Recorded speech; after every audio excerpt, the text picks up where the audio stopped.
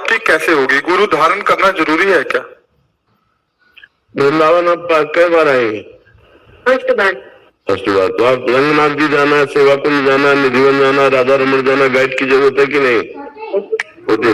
तो फिर इस माया भरे भूल भुलैया में क्या गुरु की गाइड के बिना परमात्मा की प्राप्ति हो जाएगी? शिव भक्त हो, शिव भक्त हो, शिव भक्त। शिव को, राम को, हरि को, कृष्ण को एक ही है, परमात्मा एक है। हम केवल इतनी बात पूछते हैं, एक धाम में पवित्र दर्शन के लिए हमें गाइड की आवश्यकता होती है। आप यहाँ बिना गाइड के आ गए क्या? तो ऐसे ही परमात्मा की प्राप्ति बिना गाइड के हो जाएगी क्या? इस संसार की भूल भुलैया में गुरु रूपी गाइड न मिले तो हम नहीं पहुंच सकते। पर चाहे शिव विरंच सम होई, गुरु बिन भवनिधि तरे न कोई।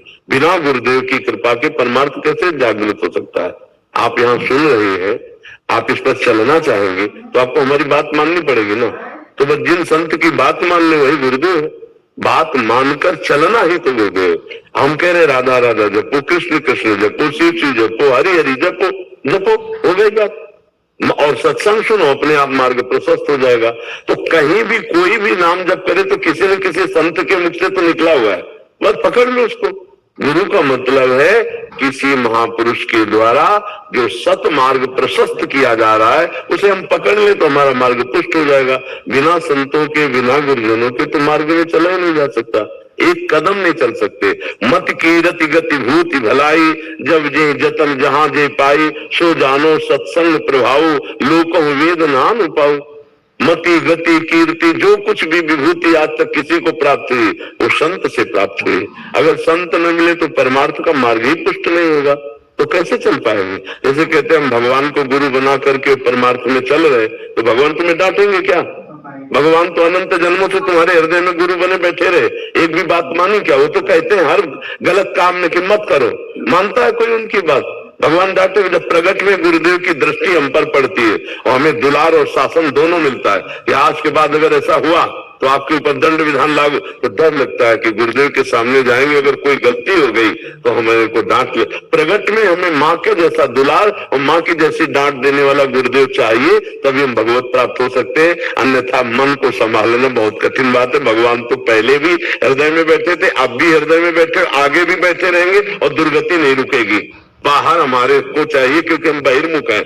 बाहर रूप धर करके बंदो गुरुपद कंज, कृपा सिंधु नर रूप हरि, महामोहतम पुंज, जासु बचन रवि करनी कर। जब गुरुदेव बाहर से हमें पकड़ते हैं, डांटते हैं, तब हम अंदर के भगवान को जान पाते हैं। अंदर के भगवान तो सबके हृदय में बैठे, पर दुर्गति किसी की नहीं रुक रही है। जब बाहर भगवान मान लेते, गुरु ब्रह्मा गुरु विष्णु गुरुदेव महेश्वरा, गुरु साक्षात पर ब्रह्म तस्मै श्री गुरुवे नमः, तब फिर अज्ञान रूपी अंधकार का नाश करने के लिए उनके वचन सूर्य के समान हमारे हृदय में प्रकाशित हो जाते हैं। बिना गुरु के भगवान को गुरु की जरूरत है क्या?